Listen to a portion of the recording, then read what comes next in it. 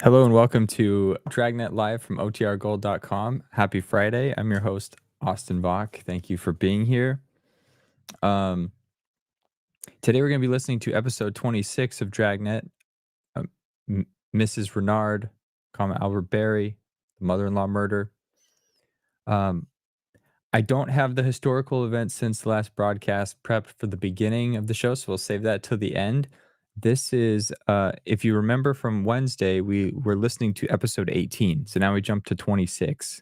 There's a big gap of programs that are currently unavailable. I'm hopeful that at some point people will find a record of these. But the longer, the more time that passes between the original broadcast and not finding a record, the less likely that it will be. But I'm an optimist, so I'm hopeful that it will appear at some point. But anyway, so normally we've been talking about 1 week's worth of history in between these broadcasts, where now the last episode we listened to was aired on October 1st, 1949, and the one we're listening today is from November 24th, 1949. That's a Thursday. That was Thanksgiving Day in 1949, at least in the United States. I know we got Lee from Canada.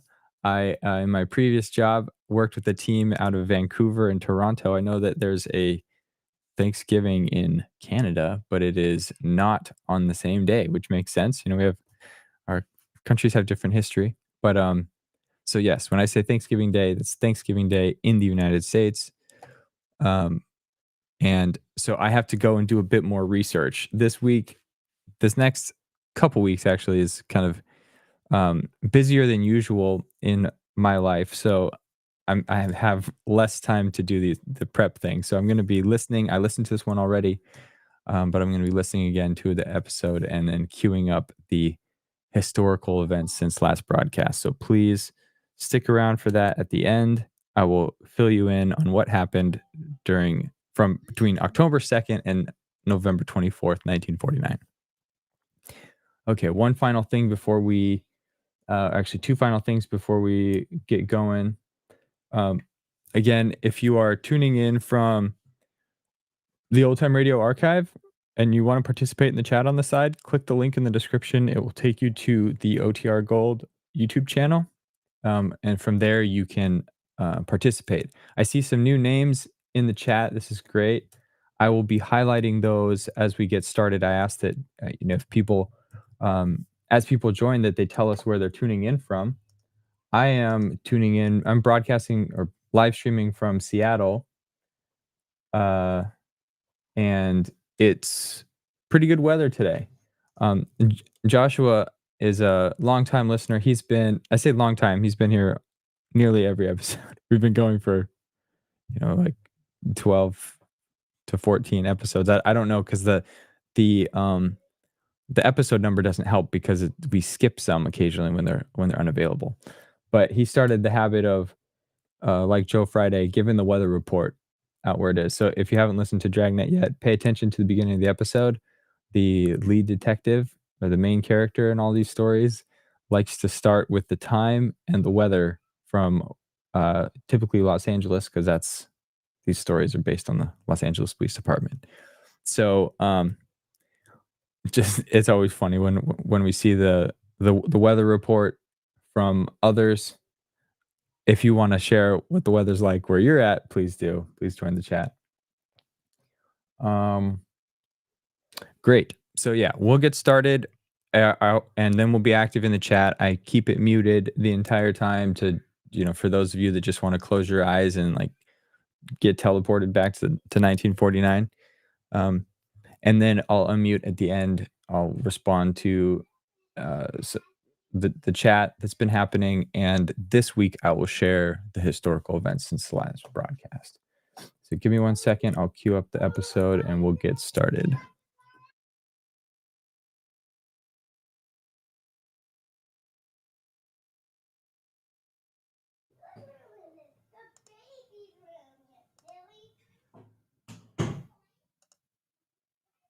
Hello and welcome to Dragnet from otrgold.com.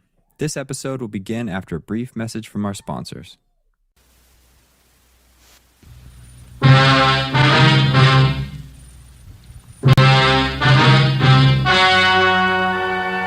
ladies and gentlemen. The story you are about to hear is true. Only the names have been changed to protect the innocent. Fatima Cigarettes, best of long cigarettes, brings you Dragnet.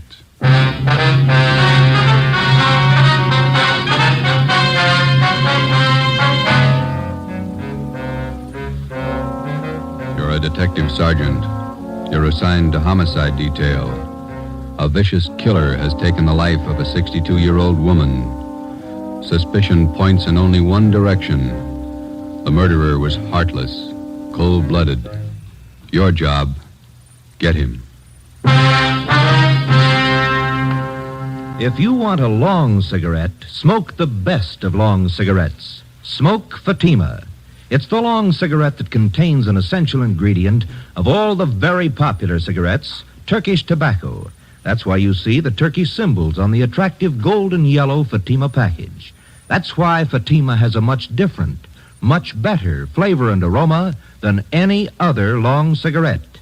That's why Fatima doubles and redoubles its smokers. Yes, if you want a long cigarette, smoke the best of long cigarettes. Smoke Fatima. Dragnet, the documented drama of an actual crime. For the next 30 minutes, in cooperation with the Los Angeles Police Department, you will travel step by step on the side of the law through an actual case from official police files. From beginning to end, from crime to punishment, Dragnet is the story of your police force in action. It was Saturday, November 5th. It was foggy in Los Angeles. We were working the day watch out of homicide. My partner's Ben Romero. The boss is Ed Backstrand, chief of detectives. My name's Friday. It was 3:35 p.m. when I got to room 42. Homicide.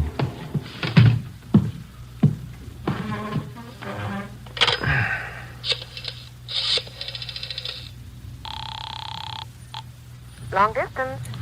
This is Friday in homicide. I'd like to place a call to Mr. Frank Rinard in Murphy, Idaho. The number's 761. Frank Rinard, Murphy, Idaho, 761. Yeah, that's right. The call's been cleared with the business office. All right. Do you want me to call you back, Sergeant? No, I'll hang on. Okay, I'll place it for you.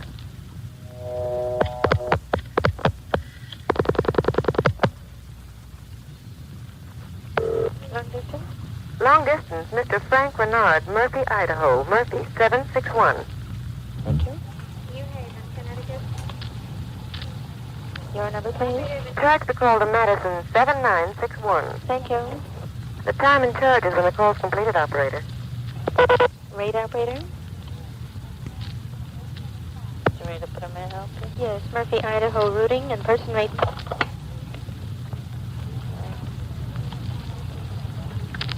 Tuesday, NAMPA, Napa. All right. Operator, the number is 4C. All right. 160 plus. 160, thank you. Welcome. Through Boise.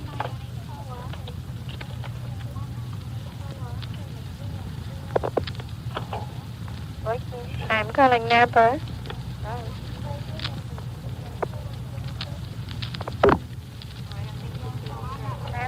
Murphy, 761. Thank you.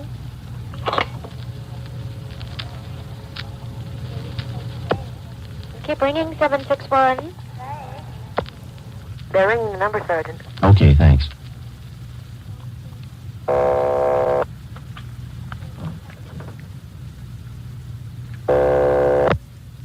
Hello? Mr. Frank Rinard, please. Los Angeles calling. Who do you want? Mr. Frank Rinard, please. Los Angeles calling. I'm Frank Rinard. Go ahead, please. All right, Sergeant, go ahead. Hello? Hello? Hello, Frank Rinard. Yeah, who's this? This is Sergeant Friday, Los Angeles Police Department. I've got an urgent message for you. For me? Well, what's the matter? Your wife, Dolores, asked me to call you. Something's happened to your mother. What do you mean? What's happened? I better let your wife tell you. She wants you back in Los Angeles right away. Look, what's this all about? I can't leave my job now. You better come. Your mother's been murdered.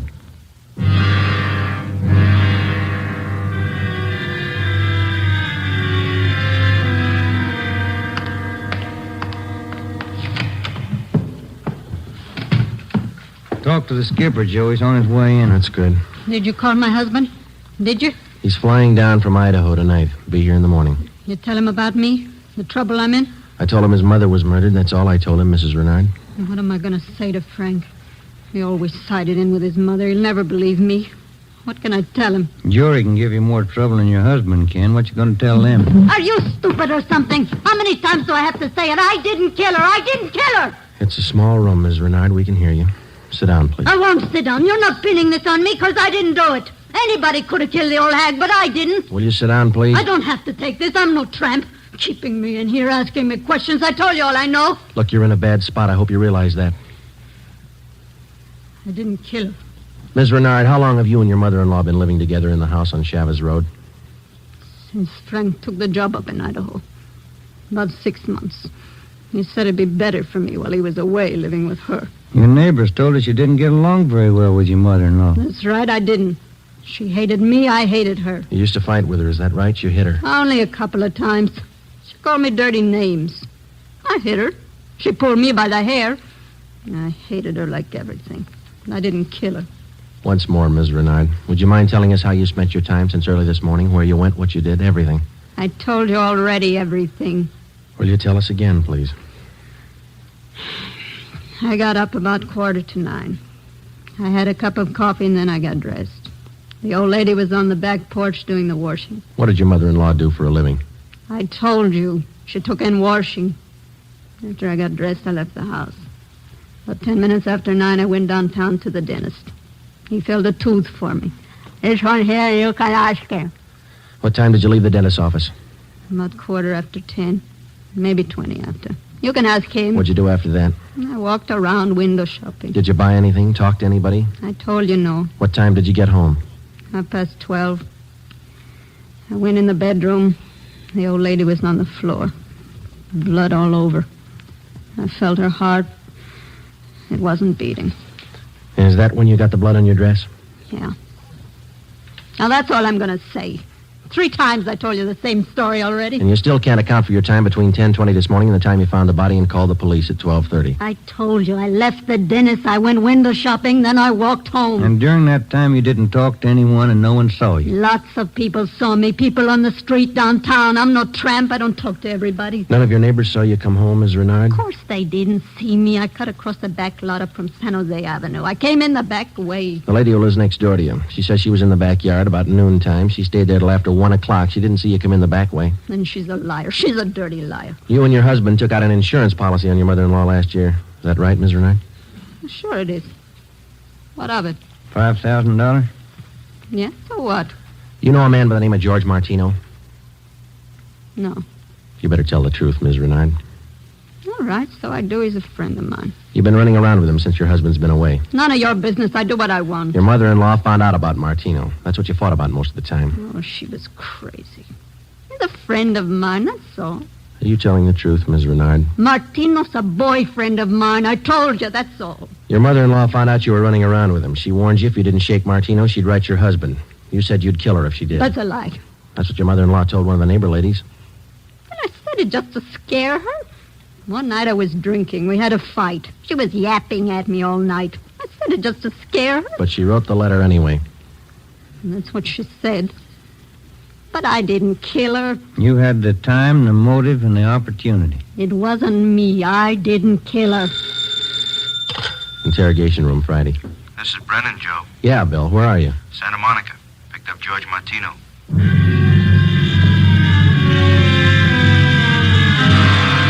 Ben and I drove Mrs. Rinard to Lincoln Heights Jail, 5th floor, and had her booked on suspicion of 187 PC.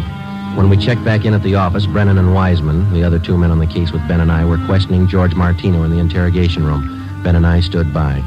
Martino admitted only 2 things. He had been running around with Mrs. Rinard since her husband left town, and he had heard Mrs. Rinard express a desire to do away with her mother-in-law.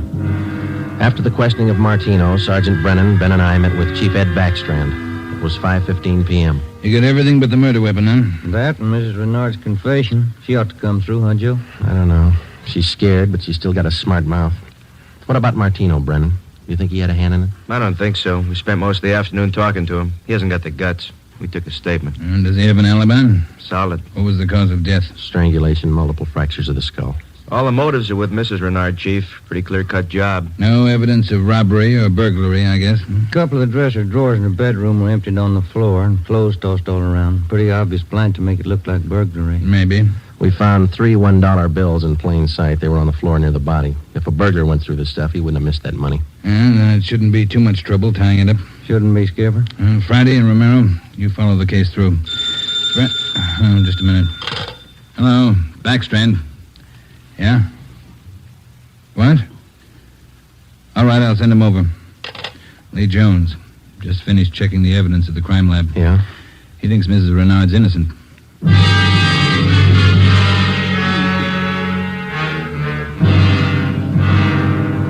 There they are, fellas. Facts don't lie. But she had every reason in the world to kill the old lady. In my book, she couldn't have killed her. All right, let's have it, Lee. How does the evidence add up? That's just it, Joe. It doesn't. Take a look. The dress Mrs. Rinard was wearing when she found the body. That's it. Blood smears near the hem. 2 smears, that's all. Now, if she murdered her mother-in-law, there should be more blood on this dress, and it shouldn't be smeared. How do you mean? First of all, the manner in which the old lady was killed. Head was battered in. Must have bled profusely. No question about that. All right, go ahead. Whoever murdered the old lady must have stains all over their clothes. Here's the important part. Because of the nature of the wound, it would have stained in drops, not smears. Well, how can you tell the difference? Maybe these are drop stains on her desk. They're not. I checked them with a microscope. Only the higher ribs of the cloth are stained. The smears, nothing else. But a drop forms its own definite drop pattern and permeates the cloth, soaks in. No signs of that on her dress. Not a one. Now, here's the silk scarf the old lady was strangled with. Yeah? Here's what I found in the knot tied in the scarf. A blonde hair, wavy. Old lady had dark hair. So does Miss Renard. So does her boyfriend. That's what I mean. This blonde hair is one of 2 things that didn't belong at that murder scene. What else you got? This here. What is it, Lee? Small piece of plastic from a gun butt, I'd say. See here? Crisscross surface and a little smooth area here. Yeah? The killer could have hit the old lady with the butt of a gun. And a piece of the stock could have chipped off like this, huh? Miss Renard doesn't own a gun. Neither did her mother-in-law. Well, where does that leave us? I don't know, Joe. There's the stuff. You can't disregard it. Maybe you can explain it. Yeah. How? Well, first prove this dress isn't the one Mrs. Rinard was wearing this morning. Then find the dress she did wear. We know she wore this when the dentist identified it, and so did 2 of the neighbors. That's what I mean. The dress is too clean, doesn't belong. Yeah. This blonde hair, this piece of gun butt, they don't belong either. Well, and you think she's innocent? You're looking at the evidence. What do you think? 6 p.m. Saturday, November 5th. Ben and I went back to the office and met with Brennan, Wiseman, and Ed Backstrand. The open and shut case against Mrs. Rinard was up in the air, but we still weren't sure that she was innocent of the murder of her mother-in-law. Ben and I drove to the Lincoln Heights jail and interviewed the suspect again. She agreed to submit to a lie detector test. We drove back to the office, contacted Sergeant Berger, the department's polygraph man, and set up a special test for the following day. The next morning, we met with Berger and formulated a list of key questions, and then we picked up Mrs. Rinard and brought her to the 3rd floor of the Old City Jail building, the polygraph room. At 10:33 a.m., the test got underway. As usual, Sergeant Berger conducted the interview alone. Backstrand, Ben, and I waited outside. Well, how about Mrs. Renard's husband? Get in town yet? He's due in around noon, Skipper. Got a smoke? Yeah. Here you are, Ed.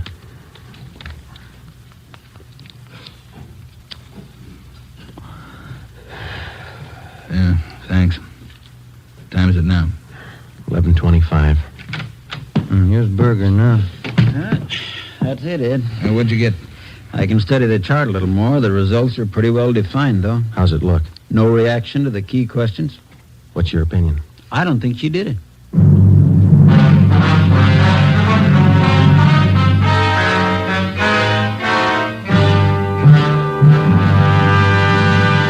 You are listening to Dragnet, authentic stories of your police force in action. And in leading magazines this week, you'll see this authentic story. Headline: Fatima's sensational growth sets a record for long cigarettes. Then you'll read the actual reasons smokers give for changing to Fatima. Fatima is different. It's mild and has a wonderful flavor. Fatima's best. These are the words of Miss Pamela Bookman of New York, where Fatima has increased its smokers 132%. Fatima tastes much better than any other long cigarette. It's the best. Says Mr. James S. Winterhalter of Detroit, where Fatima smokers have increased 348%. I like the flavor, and Fatima is mild. It's the best long cigarette. That's the statement of Mrs. Mary C. Werdeman of Los Angeles, where Fatima has increased its smokers 545%. Yes, more and more long cigarette smokers every day agree. A change to Fatima is a change to the best. Enjoy Fatima yourself. Best of long cigarettes.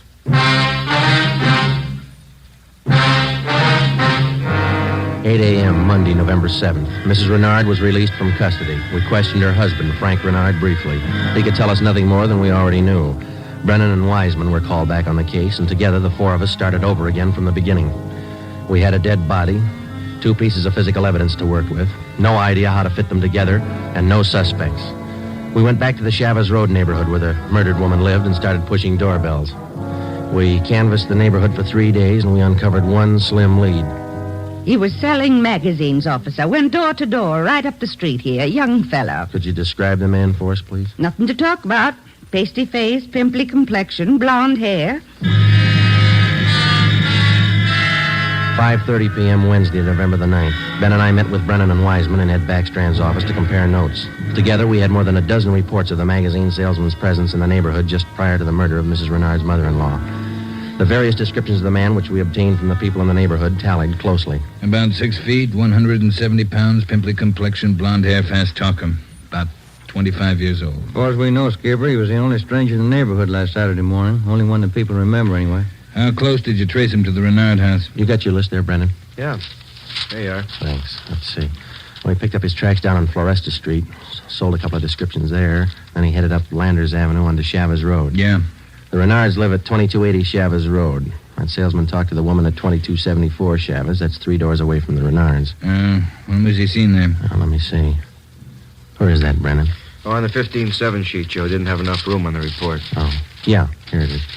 Mrs. John Rico, 2274 Chavez. The guy was there about 11:45 Saturday morning. Well, that puts him in the running. First time he ever showed in that neighborhood? First time, Skipper. Fresh kid, not a very good salesman. Here's the name of the company he's working for, the Harrison News Distributors. You check with them? No, they're closed for the night. We'll call them the first thing tomorrow. Good. Here's something else for you. I had a call from Frank Rinard this afternoon. What'd he have to say? Seems in the excitement just after the murder, Mrs. Rinard overlooked a couple of things. What's that? Well, they're missing a yellow table model radio. It was in the bedroom where the old lady was killed. Well, that ties in with a robbery motive, huh? And they're missing a ring, too. Belonged to Mrs. Rinard. Topaz ring. Supposed to be worth a little money. But she didn't notice it was gone until today. That's right. You got the serial number on the radio? Yeah, right here. Okay, let's see. Yeah, Brennan, here we are. It's an Emerson model 511, 180,000, 277609. A lot of small radios in town. There's only one with that serial number on it. Track it down. A complete description of the Topaz ring and the serial numbers and description of the yellow table model radio were sent to the pawn shop detail. The information was then placed on the stolen property list and relayed to every pawn shop operator in the city. The next morning, Ben and I interviewed the manager of the Harrison News Distributing Company. There, the suspect had given his name as Sam Bricker. We checked out his home address. Turned out to be a gas station in North Hollywood. We took the suspect's job application blank with a specimen of his handwriting, and then we drove back to the office. Sam Bricker. We were unable to get a make on the name from the Record Bureau. We checked the cards on every known criminal who was cataloged in the oddity file as having a pimply complexion. None of them matched. That night, we got out an APB and a radiogram. The suspect's trail led from one salesman's job to the next. On his last job, he gave his name as Albert Berry. His address is 1430 Palo Alto Drive. That was in the Echo Lake District. Ben and I drove out to check it. 1428, 1430. There it is, Joe. Yeah. At least it's not a gas station, huh? Come on.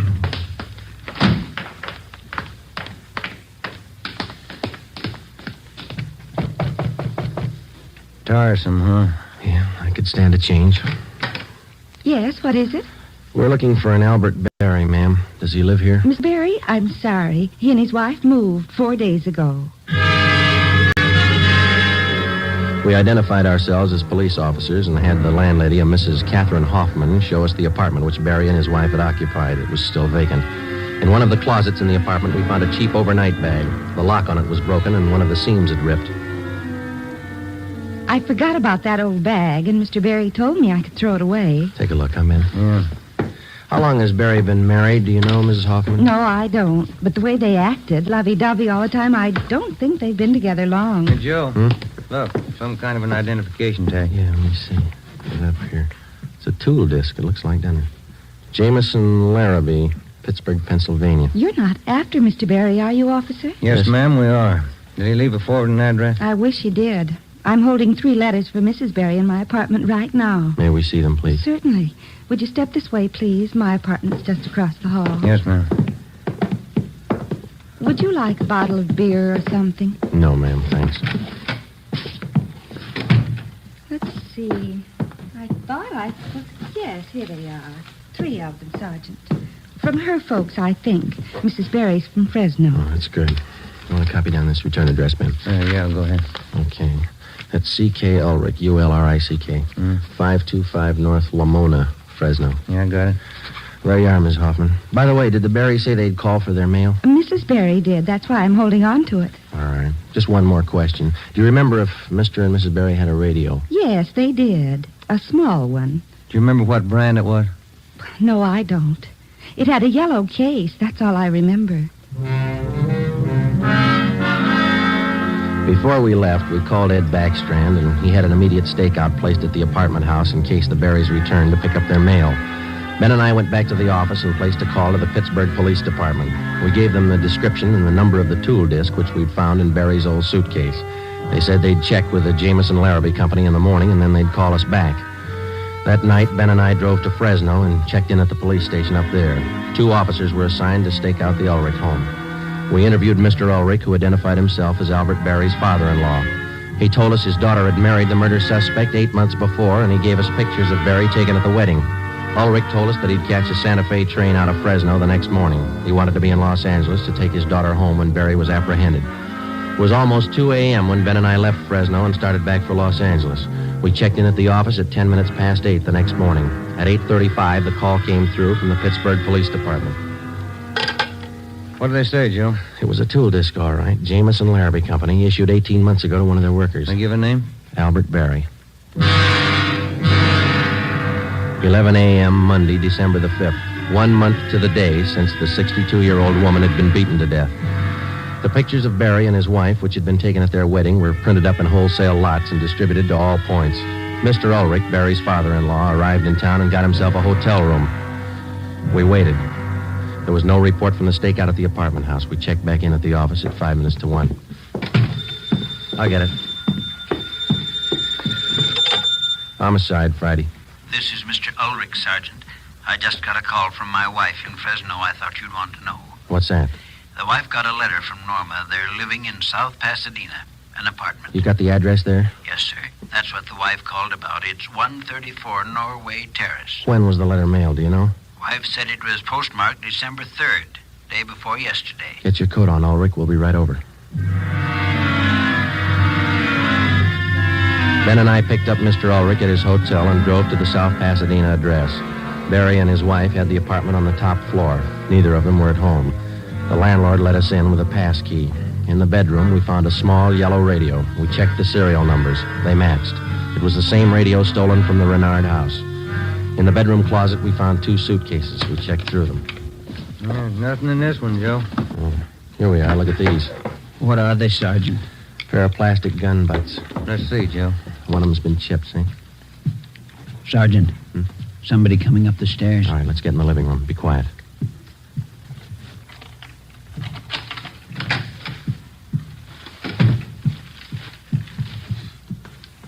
Ed, what are you doing here? Who are these men? Police, Norma. They want Albert. He killed a woman. Dad. It's all right, Norma. It'll be all right. Did you know your husband killed a woman, Miss Barry? He just told me last Saturday. We've been running away for a month now. Moving all the time.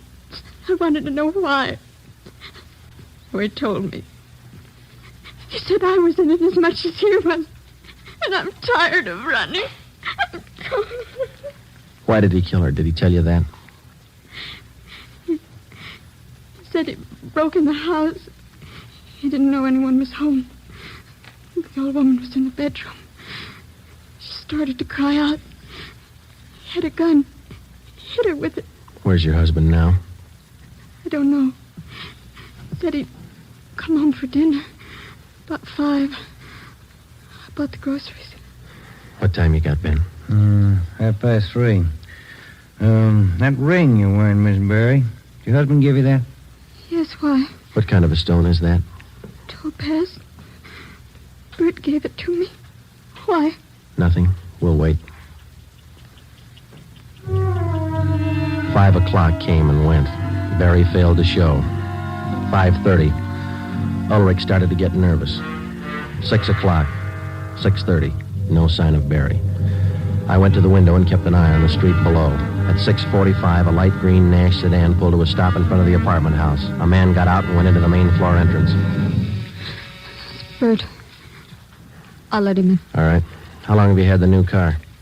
A couple of days. Bert got it credit. What do you want me to do now? Does he have a key to the apartment here? He lost it. Okay, when he rings, let him in. Just act natural.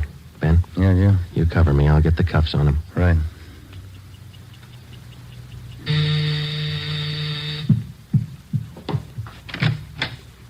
Hi, Bert. Look out, Joe! All right, drop it, Barry. Okay, Ben. Yeah, he's fast with a gun. Nice looking, isn't he, Sergeant? You'd never think he'd kill anybody. Come on, let's take him in. I love him. I still love him. But you're a cop. You wouldn't understand. That's right. I wouldn't understand. I'm a cop.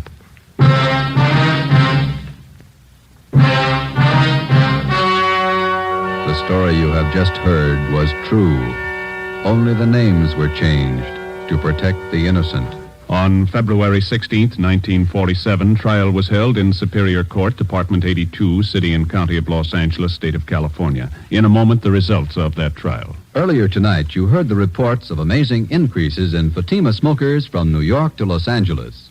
Yes, all over the country, Fatima is doubling and redoubling its sales. And here's reason one.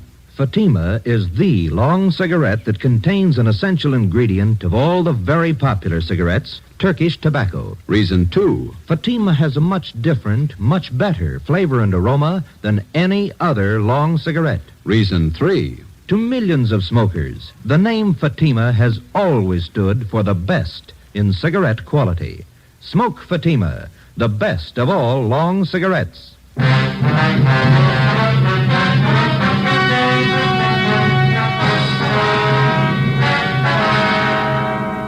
Albert Ralph Berry was tried and convicted of murder in the first degree. His wife, Norma Berry, was found innocent of the charge that she harbored a criminal. She was returned home with her father. Berry was executed in the lethal gas chamber at the state penitentiary. You have just heard Dragnet, a new series of authentic cases from official files. Technical advice for Dragnet comes from the Office of Acting Chief of Police W.A. Wharton, Los Angeles Police Department. Tonight's program is dedicated to Private Hubert W. Estes of the District of Columbia Metropolitan Police Department, who on the night of May 16th, 1947, gave his life so that yours might be more secure.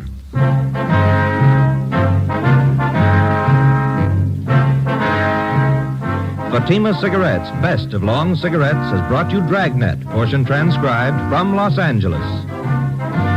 Be sure to hear songs by Morton Downey tonight on NBC.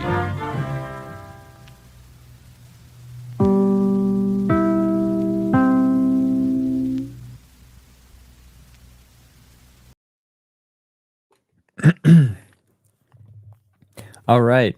Hope everyone enjoyed that episode. Thank you, Lee, for always wishing us well at the end of these episodes. We had active chat today. I want to quickly go through some of these things. I can't stay as long as I normally can. Again, my life is busier at the moment. Hopefully, in like a week and a half, we'll be good, and I can take some, stretch these out. Oh man. Okay. I was active in the chat, and I totally forgot about the covering the length of time So I'm going to do a little bit of screen sharing, and we're going to go through these together. I went down the rabbit hole on product placement. Well, actually, hang on. There's a few things here. So as I mentioned in the thing, I wrote down some notes, scribbled down my notes on this scrap piece of paper. As far as I can tell, I think this is the first Dragnet episode that had a sponsor, at least the first one that exists. And yeah, I think So Over It pointed out, I forget, but you can tell. So Fatima, the cigarette sponsor, this is the first episode that I remember the chief of detectives asking for a smoke, and they take a smoke break.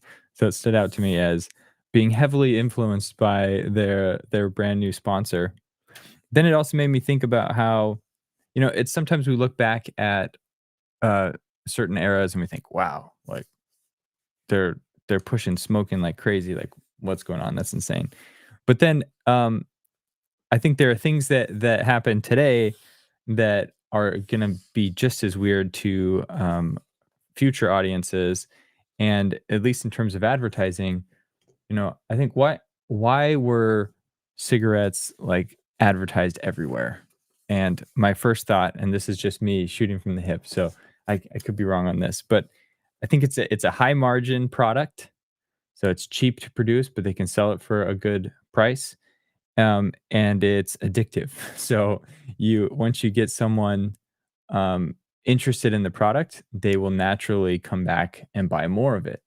And so, uh, if we think about who are some of the biggest sponsors today of certain entertainment, like Coca-Cola, someone mentioned Pepsi as well, and I think it falls into the same category of being a high margin product that has an addictive quality to it. Just sugar in general is addictive. So if they can sell you on a uh, Coca-Cola, or Pepsi, then you'll naturally come back because your body starts to crave it. Yeah, where people are also mentioning other things. So that just kind of stood out as like, you know, there's this trend towards less sugar in drinks, which is good to see. And maybe we'll get to a point where like the only sodas that are available are these low sugar options, and people will look back at like the sugar content in Coca-Cola, which I love. I love Coca-Cola. I love Pepsi. I actually interned there at Pepsi Cola, which interesting factoid. Um, they're selling products, and PepsiCo owns Frito-Lay, so they own Doritos, they own Lay's potato chips, they own Gatorade, they own Quaker Oats, they own a bunch of different um, products, and some are healthier than others. So some are better for you than others. But the CEO at the time, and the company itself talked about products in two different categories.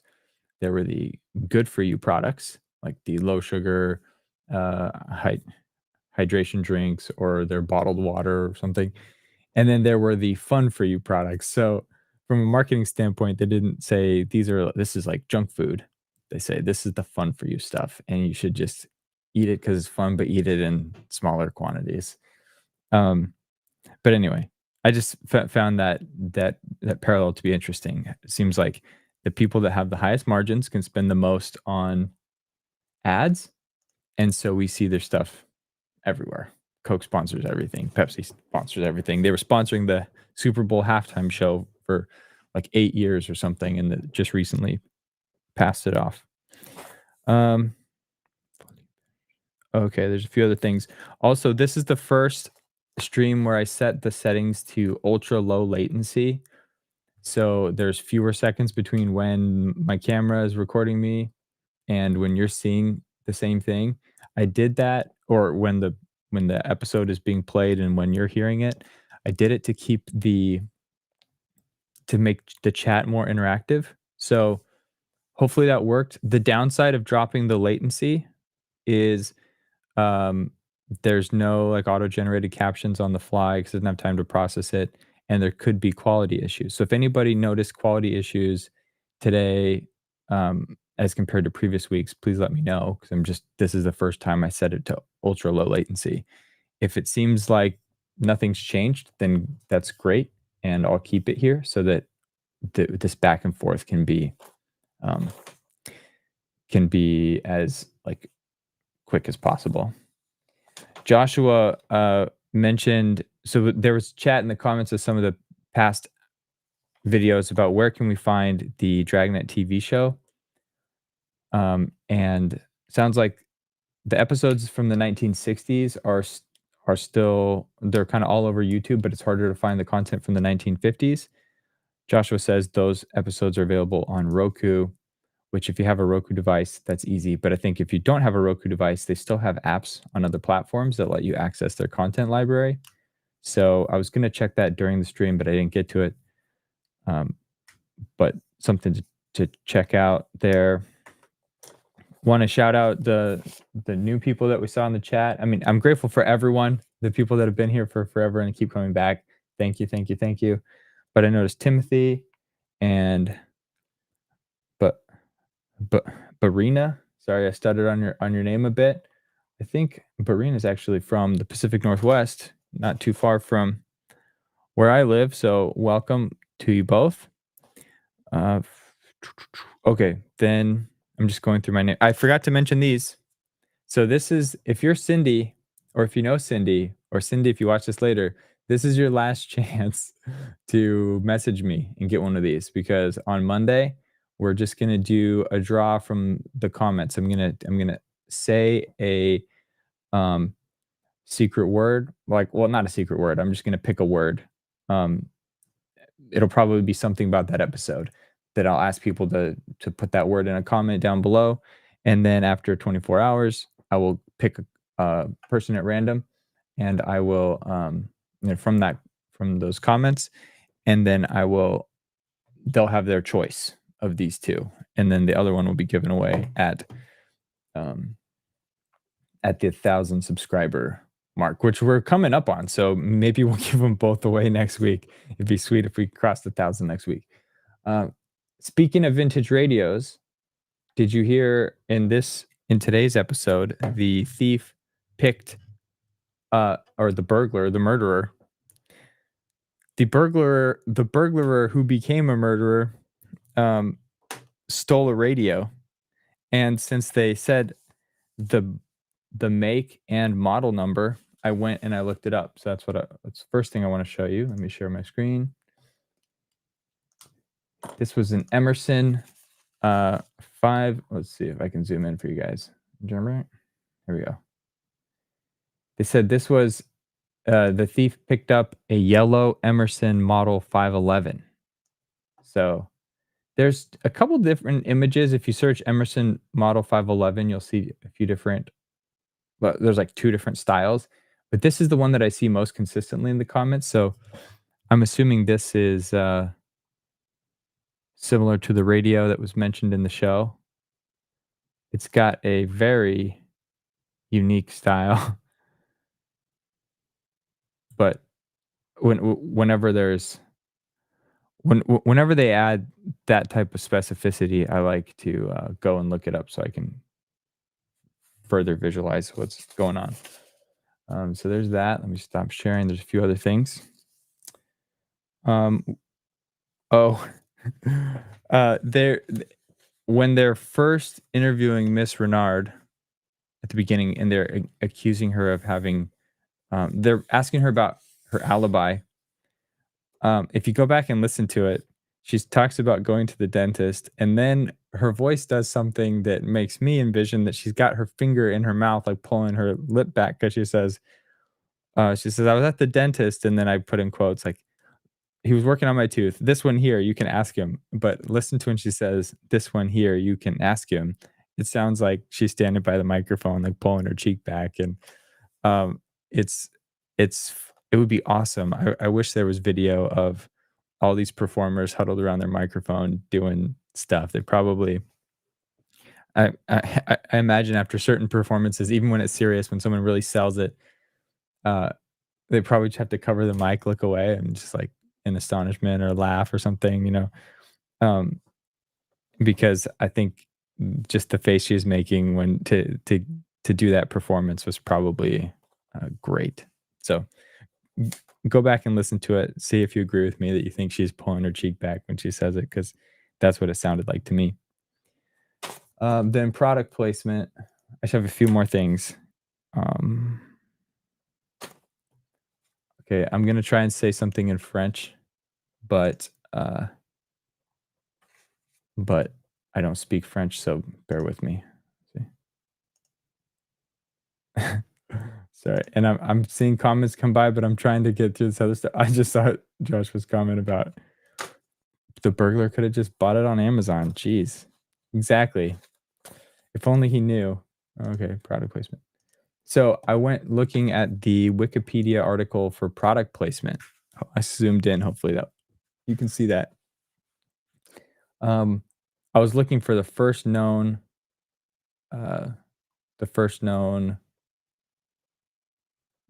thing. So it says origins. Product placement began in the 19th century. By the time Jules Verne published the adventure novel Around the World in 80 Days, his fame had led transport and shipping companies to lobby to be mentioned in their story. Whether he actually was paid to do so remains unknown. So it's been a while since I've read that book. I don't even know which transport companies were mentioned, but this one is interesting. So, and this is where I'm going to try my French. Similarly, a painting by Manet shows a bar at the Folie Bergère. I had to look that up on YouTube. I probably still didn't say it right, but the Folie Bergère, which it says is a cabaret music hall in Paris. It had distinctive bottles placed to either end of the counter. So I'll zoom in here so you can see. Whoa.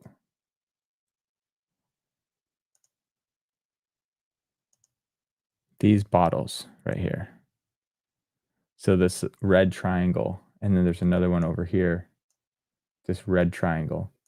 So how do I get out of here? So those bottles can easily be identified as Bass beer. And so people think that Manet was paid.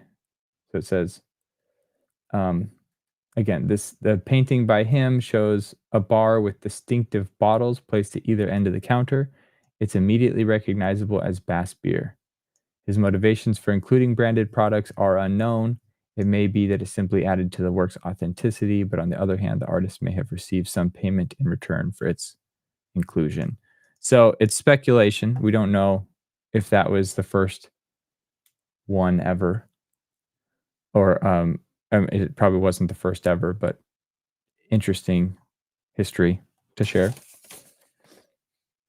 Let me see the last thing I had here. I'm making sure I covered everything. The radio, the Fatima sponsorship, Dragnet on Roku, low latency, giveaway, and the performance.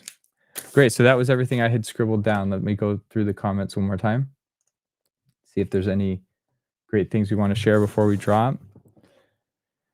Got to scroll down. So over it. Says it's a shame that the original Dragnet TV show wasn't preserved in large numbers. So few episodes known to exist. So yeah, I haven't gone down this rabbit hole yet.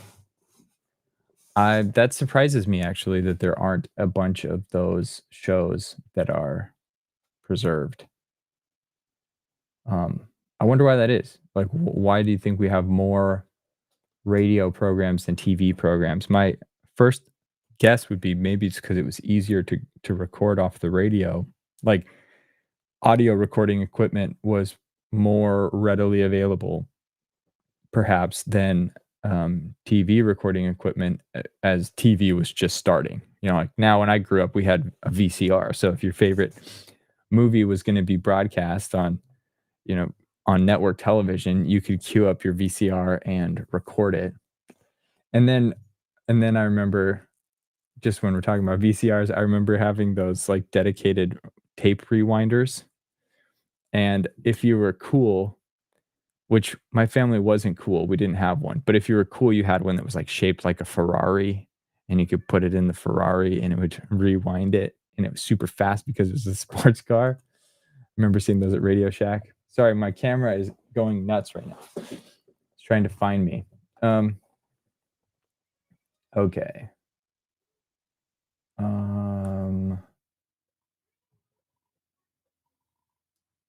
Just give me 1 second, going through these. Oh, shout out to the channel Pics and Portraits. Joshua says they do compilations of old advertising. I'll have to check that out after. Regarding sponsors, Sam says high margin and networks could get serious sponsorship money and instead of having to sustain something. I don't know. But I think, yeah, you get high margins plus they're like the mega corporation. So you land one Coca-Cola or one PepsiCo and they have marketing budget for a really long time instead of trying to find a bunch of smaller companies to make up the same amount of money. I think maybe that's where you're going.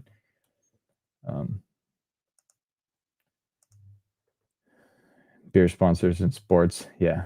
Okay. Biggest people here, energy drinks, beer, and gambling primarily. So I think all of those fall into the category that we described earlier, that like semi-addictive and at least semi-addictive. Some of these are more addictive, and high margin for the advertiser, and crypto.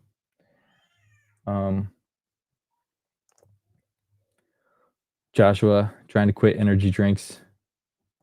Good luck. Good luck. I'm currently trying to do no added sugar. It is hard. I mean, I can eat fruit, natural sugars, but no added sugar. A lot of my favorite foods have added sugar. FDR gave tobacco farmers a deferment during World War II. It was considered a vital crop. That is very interesting to know. I mean, I think that, yeah, they had like ration cigarettes as well, or like cigarettes in the rations, as far as I know. And that became like a currency amongst the soldiers trading for things. Personally, see, I don't drink, but I've been to places where, for their work events or things where they give you drink tickets. And since I don't drink, it's like whichever friend contacted me first for my extra drink tickets, it became like a currency. Yeah. I became people's closest friend. Let's see. People talking about their favorite drinks. Moxie, is that an energy drink? I don't know, but since we're talking about energy drinks, that's probably what I think it was. Great. Well, I think I went through all those comments. Thank you all for sharing, and thank you for being here. I wish you all a great weekend. Let's see what we're gonna listen to on Monday. Monday we're going to be Monday's going to be episode 27, Spring Street Gang Juveniles. So have a great weekend. Last call for Cindy. Cindy, please contact me over the weekend. Otherwise, join in on Monday for another radio giveaway. Have a great one, everybody. Thank you for being here.